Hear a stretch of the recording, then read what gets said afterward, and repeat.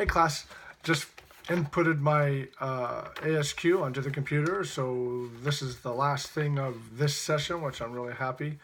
But when talking about the implications and understanding child development and the stages and milestones and developments of our children, the implications on social work is huge. To be able to understand the clients that are coming in front of us, the children, the parents with children, to be able to understand the tools that are out there to be able to use for assessments during our intakes, to be able to assess our children and figure out where they're at in their developmental milestones, whether they have strengths in certain areas or barriers in another, but it gives you and the parent something to work with to be able to make a parenting plan, and if they're lacking in skills and in let's say the fine motor skills, and then that gives the teacher in the early childhood education classes, maybe relief nursery, or even the mother at home and pre-K, to be able to work with those fine motor skills, work with drawing, holding a pencil, using scissors, being able to grasp, all those different developmental milestones that our children achieve as they go on. To be able, for us as social workers, to be able to have those tools, understand those tools, know how to use those tools, is nothing but going to help our clients and better their availability to have the correct tools to walk in the world and walk with the life that they want to successfully.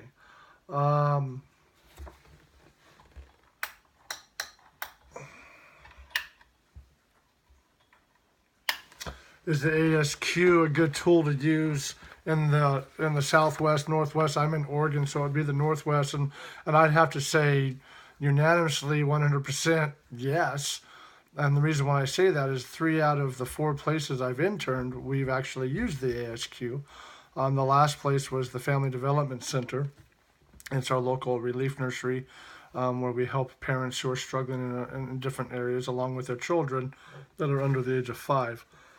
And we bring the children in 3 times a week for a half a day, and we work with these developmental skills, these milestones. After we've done an ASQ, after we've done assessments with the parents and the children, we work with them as a whole family, so then we can sit down and make a parenting plan, a skill set plan for that child. And that way, whether they're lacking in this area or that area, we can work with the child in those areas and also work with the parents in the areas that they're struggling with as well. So I love the ASQ. I'm not an expert at it by any means, but I've had the opportunity to shadow several clients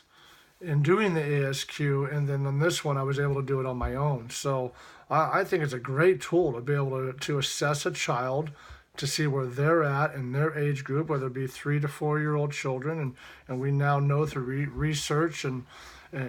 many years of doing this that where children should be at different milestones of their life, different ages, they should be of learning and strengthening and growing and fine motor skills, gross motor skills, being able to communicate better,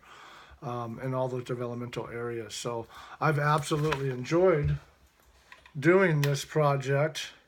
And what I've learned really is, again, how desperately important it is for me as a social worker, it is for us as social workers now and in the future, to have as much education and tools on our side to be able to help anybody that comes across our path, any client that comes to our desk. The more tools that we have available to better help them, to better serve them, to better assess